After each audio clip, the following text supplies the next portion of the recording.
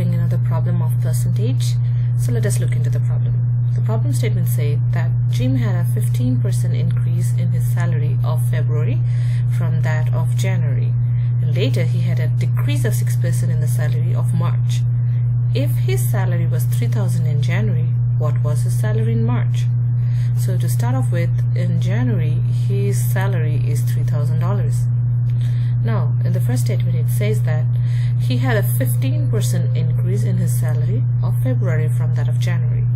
So if we are looking at February, his salary is $3,000 plus 3,000 times 15% of that, or in other way we can write 1 into 1.5 of $3,000, which is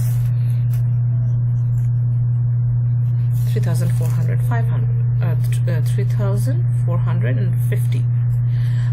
And in the month of March, let us look what happens. So he said that he had a decrease of 6% in his salary of March compared to February.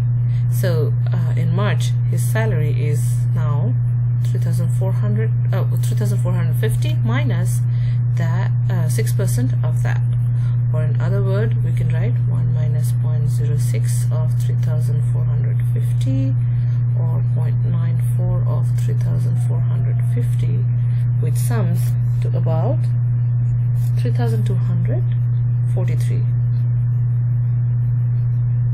So ultimately his salary results into 3,243.